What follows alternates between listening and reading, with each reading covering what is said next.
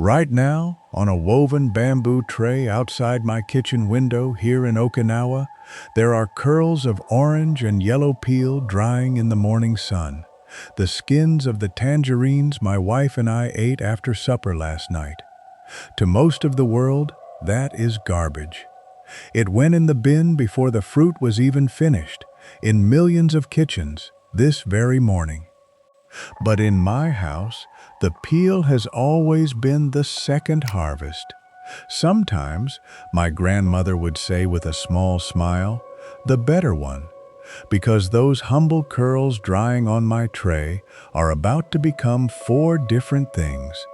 A cleaner that cuts kitchen grease better than the bottle from the store, a fragrance for the whole house that costs nothing, a guard that keeps ants away from my pantry shelf, and a bath on a cold winter night that the people of Japan have been sinking into for 400 years. 1 fruit, 2 harvests, and the second one is free. Today, I am going to show you exactly what my family has always done with citrus peels, and why, once you see it, you will never again be able to drop one in the trash without hearing an old man's voice in your ear. My name is Kenji Takara. I am 81 years old, and I have lived my whole life on the island of Okinawa in the far south of Japan. And I must tell you, citrus is in my island's blood. We grow our own small green citrus here, the shikuwasa, sharp and fragrant. The mainland has its yuzu and its winter tangerines, eaten by the basketful around the warm table in the cold months. In the Japan I grew up in, the peel of these fruits was never, ever waste. It was dried for the bath and the tea. It was set on the stove to scent the house. It scrubbed the cutting boards and shined the pots. There is even a name in the old apothecary tradition for dried tangerine peel, chinpi, kept in jars and valued more, aged, than the fresh fruit itself. When a culture gives the garbage a name and a jar, you are looking at a people who understood something the modern world has forgotten. But before I show you the methods, let me tell you the part that should make you a little angry. Go to the cleaning aisle and pick up the bright yellow bottle of citrus power degreaser. Read the label. The great cleaning companies discovered long ago what every Japanese grandmother already knew, that citrus peel oil, a substance called limonene, is one of the finest natural grease cutters on this earth. So they extract it by the tanker load, dilute it, perfume it, bottle it, put a picture of a lemon on the front, and sell it back to you for $5, $6, $8 a bottle. And here is the joke they hope you never get. You bought the lemon already. The active ingredient in that bottle was in the peel you threw away this morning. You paid for the orange, threw away the medicine, and then drove to the store to buy the medicine back at 20 times the price. The same trick runs through the air freshener aisle, the pest spray aisle, the bath aisle. There is no profit in teaching you that the peel in your hand does the work of 3 bottles under your sink. So nobody teaches it. Today, I will. Now, here is where almost everyone goes wrong. And if you skip this understanding, your peels will grow mold in a jar or do nothing at all, and you will say the old man's ways are nonsense. The power of the peel lives in its oil, and the oil must be either extracted or preserved. It is not released by wishing. Squeeze a piece of fresh peel near a candle flame sometime and watch the little sparks flare. That is the limonene, spraying from the pores of the skin. To put it to work, you have only 2 honest paths. You extract it, most simply by soaking peels in plain vinegar, which pulls the oil out over days and marries it to vinegar's own cleaning power. Or you preserve it, by drying the peels hard and fast in sun or low oven, locking the fragrant oils into a shelf-stable form you can use all year. What ruins everything is the middle path. Wet peels stuffed in a closed jar without vinegar, or dried peels put away still soft and damp. Moisture without preservation means mold, every time. Extract or dry. Choose one, do it properly, and the peel will serve you for months. So let us begin with the first method, the one that will retire a bottle from under your sink this very week, the citrus vinegar cleaner. Take a clean glass jar with a lid. Fill it loosely, no packing, with citrus peels, orange, tangerine, lemon, lime, grapefruit, alone or mixed. Scrape off any clinging fruit flesh, which is the part that spoils. Pour plain white vinegar over them until the peels are completely covered. This matters. Any peel poking above the surface invites mold. Lid on, jar into a dark cupboard. And now the hardest step of every old method. Wait. 2 weeks. Give the jar a gentle shake when you walk past. Day by day, the vinegar drinks the oil out of the peels, turning gold and fragrant, until what you strain out at the end, through a cloth or fine sieve, into a spray bottle, diluted half and half with water, is a cleaner that cuts kitchen grease, shines the faucets, wipes the counters, and washes the windows, with a clean citrus smell instead of vinegar's sharpness. The cost is the vinegar, perhaps $1. The peels were garbage. The bottle it replaces was $6 forever on repeat. One honest caution, the same I gave you with the baking soda. Keep vinegar cleaners off natural stone. Marble and granite dislike acid, and off waxed wood. Everywhere else in the kitchen and bathroom, it is your new workhorse. And while your jar sits quietly in the dark, doing its 2 weeks of work, we turn to the second path, the drying tray on my windowsill, because dried peel is where the old Japanese household truly begins, and the very first thing my grandmother did with it happens not in the kitchen, but in the bath. Drying peel is simpler than anything I have ever taught you. Tear or cut the peels into pieces roughly the size of a coin. Smaller dries faster, and scrape away the thickest of the white pith if the peel is heavy with it. Then spread them in a single layer, no piece touching another, on a tray, a plate, a screen, and set them where air moves and sun falls. A windowsill, a porch table, the dashboard of a parked car in a pinch. In dry weather, 2 or 3 days is enough. Turn them once a day, the way you would turn fish drying on a rack. You will know they are ready when they are hard and brittle. They should snap when you bend them, not fold. If they fold, they are still damp inside, and damp peel in a jar becomes mold in a week. In humid weather or in a hurry, use the oven at its lowest setting with the door cracked open, an hour or 2 until crisp, and your kitchen will smell wonderful for the price of nothing. Then into a clean, dry jar with a lid, and you have made what the old apothecaries kept like small treasure. A year's supply of citrus, on the shelf, from garbage. A jar like this, refilled through the winter tangerine season, carried my grandmother's house through the entire year, bath after bath, pot after pot, without ever once running dry. And the first use of that jar, as I promised, is the bath. In Japan, on the winter solstice, the shortest, coldest day of the year, there is a custom 4 centuries old called the yuzu-yu, the citrus bath. Whole yuzu fruits or handfuls of peel go into the steaming tub, and the whole country, from little children to old men like me, sinks in up to the chin. The fragrant oils scent the steam and soften the water, and the old people swear it warms the body against winter like nothing else. You do not need Japanese yuzu. orange and tangerine peel work beautifully.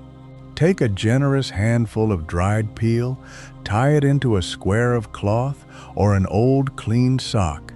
This keeps the pieces from floating loose and clogging the drain, and drop it into a hot bath.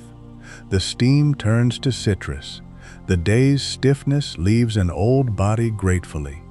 It costs nothing, and it is one of the gentlest pleasures my country ever invented.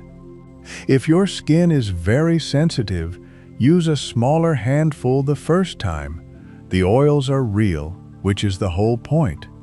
The second use of the dried jar, the simmer pot, the air freshener that shames the aerosol can.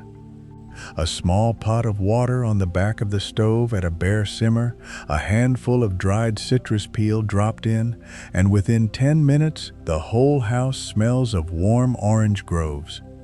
Add a stick of cinnamon or a few cloves in winter if you have them, but the peel alone is plenty. This is what houses smelled like before the spray can was invented, not perfume covering odors, but genuine fragrance filling rooms. Guests will ask what you are baking.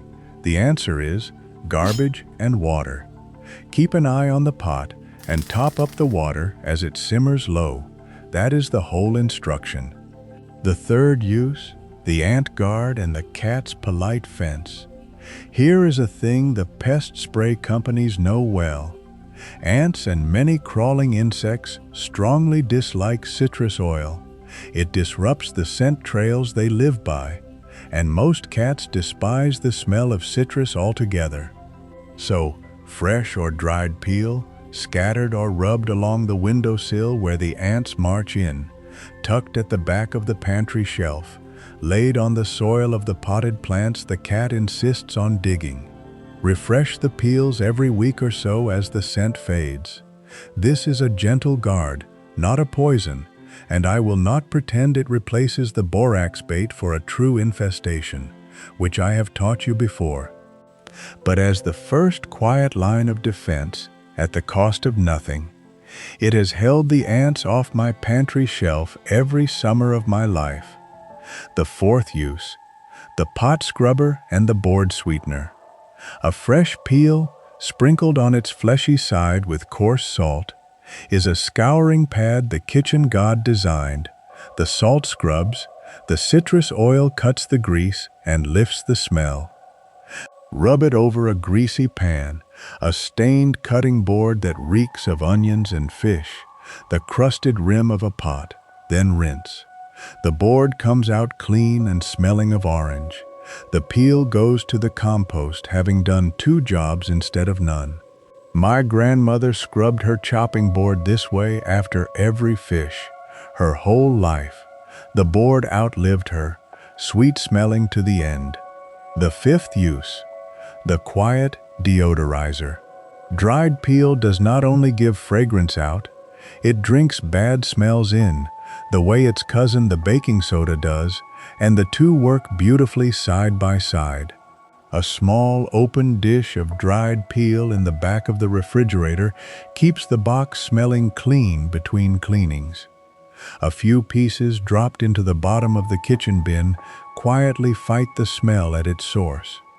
Tuck 2 or 3 pieces into damp work boots overnight, into the musty drawer, the old suitcase, the car door pocket, anywhere staleness gathers. Replace them when the scent fades and send the spent pieces onto the fire tin or the compost. The air freshener aisle sells you a dozen products for these small jobs. The peel does them all, silently, for nothing. The sixth use, and then the layers, the fire starter. Dried citrus peel is full of oil, and oil burns. A few pieces of bone-dry peel under the kindling take a flame eagerly and burn hot and fragrant, longer than paper, the old wood stove keeper's trick. A jar of dried peel by the fireplace is a jar of free fire starters that smell like winter holidays when they burn. If you heat with wood, as many of you do, you will never buy a paraffin fire starter again. Now, the extra layers. the things even the peel savers overlook. First, the pith is not the peel. The thin-colored outer skin, the zest, is where the oil and the fragrance live. The thick white layer beneath, the pith, is bitter, damp, and slow to dry. For the vinegar jar and the simmer pot, whole peel is fine. But for the finest dried peel, the kind for the bath and the tea, take a moment to scrape or slice away the worst of the white pith before drying. Thin peel dries faster, keeps better, and smells twice as sweet.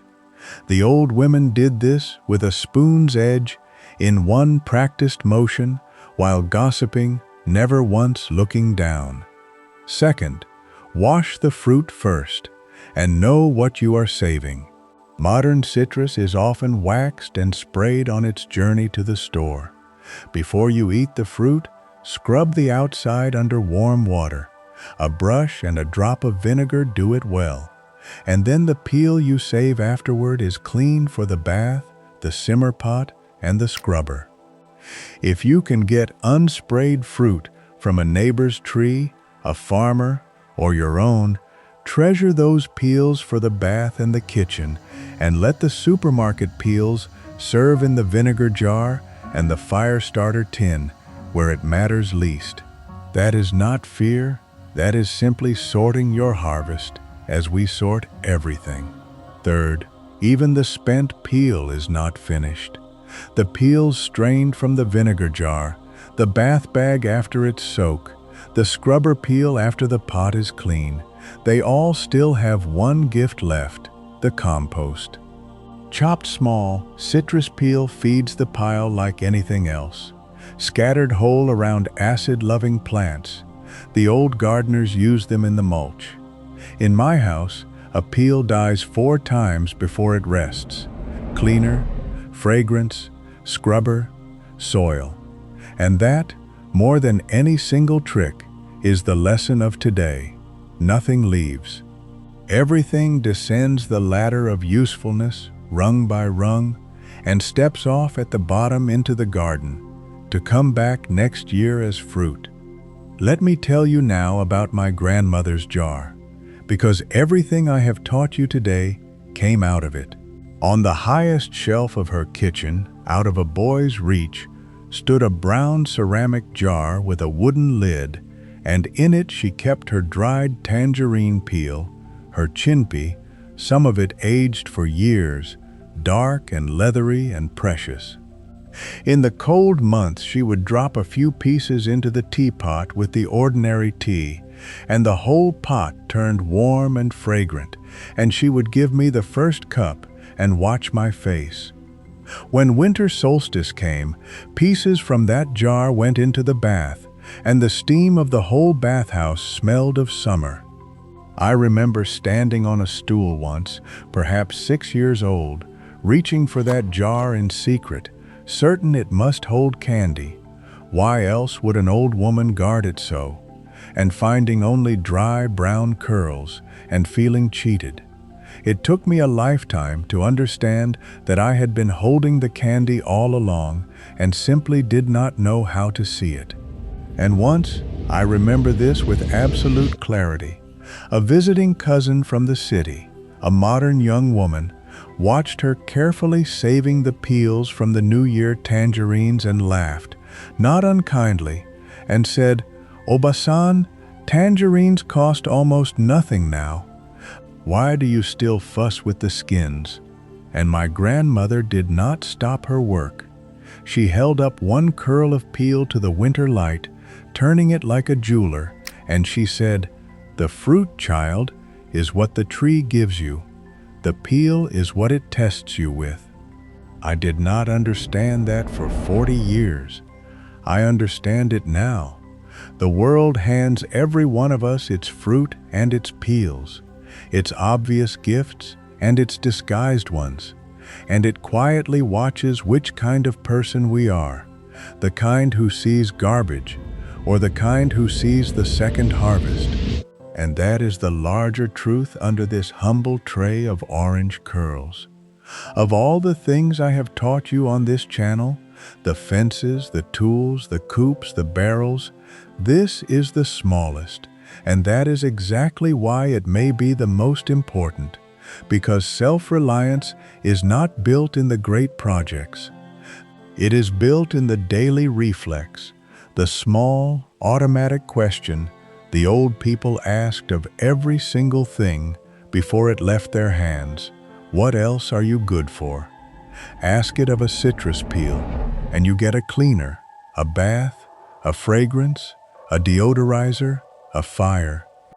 Ask it of everything for a lifetime, and you get a household that stands on its own feet, that buys little, wastes nothing, and is quietly, unshakably rich in the only way that has ever really mattered. The store cannot sell you that reflex. The peel in your hand tonight can begin to teach it to you. That is maten nai, waste nothing, not the oil in the skin, not the warmth in the bath, not the lesson in the garbage, and not the chance to be the kind of person the tree was testing for. So tell me, in the comments below, where in this world do you live, and what fruit is in your bowl right now? Oranges, tangerines, lemons from your own tree? Tell me your place and your fruit, because I read every message that comes to me, and I would dearly love to know who among you starts a vinegar jar tonight, or lays the first tray of peels in tomorrow's sun, and who takes the first citrus bath of their life this winter, 400 years after my people took theirs. And the next time we sit together, I will show you the other treasure my grandmother kept beside that brown jar, the small tin of ash from the evening fire, which every modern household throws away, and which she guarded like money in the bank, because it scrubbed the blackest pots, it protected the garden from slugs, it kept the seeds dry, and it did a half-dozen more jobs the store now bottles and sells you one by one. Until then, waste nothing, save your second harvest, and remember always that the people who lived closest to the earth understood things that we, with all our bright bottles and all our full trash bins, are only now beginning to remember once again.